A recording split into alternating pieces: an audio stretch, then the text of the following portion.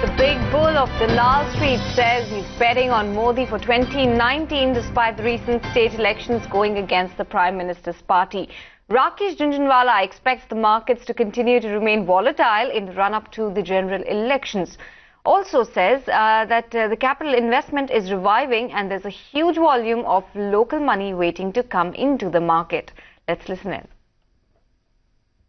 So I would not take this election result to be the final guide to the 2019 result. I will still bet my money on a BJP government, led by Mr. Modi. Having said that, Nikunj, see, India is greater than personalities, let me tell you. I would very much like Mr. Modi to be the Prime Minister of this country again. I am a BJP supporter and I will remain one. But the question is, if some other government comes, it's not going to be the end of the day, right? Because India is a responsible democracy. And we have had no single government in power, party in power in parliament for the last 24 years, from 89 to 2014.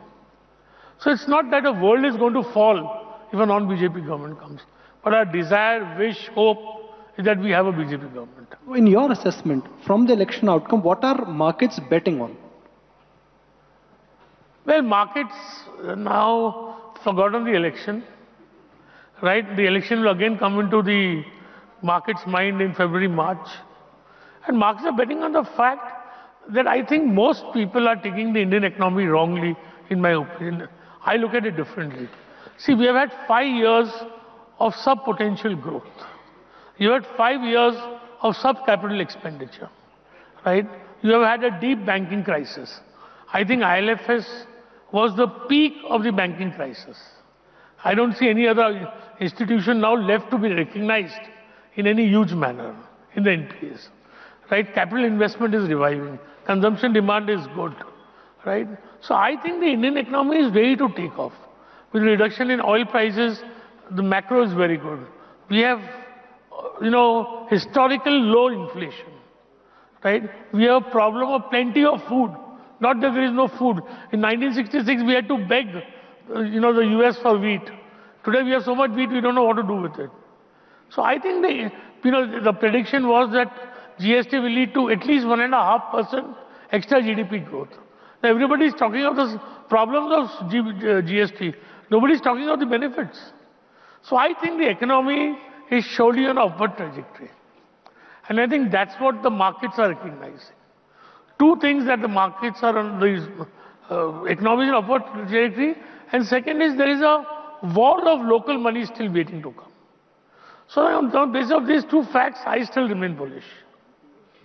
I would like to share anecdote with Mr. Jhunjhunwala shared with me in 2008 or 9, and he said, "Watch my boy, a tsunami of domestic flows will come to India," and I think we've seen that. The SIP flows what have come to India and the kind of domestic investor belief which is coming to India, I think is unparalleled. And for me, that's rise with India. No, it's nothing. I think the SIPs are $1 billion a month at the moment. I think this will reach $2, $3, $4 billion. And remember, the SIP investor is not coming to make equity returns. He's comparing it to public provident fund, to insurance. And insurance, you're paying 40%, commission for the first year.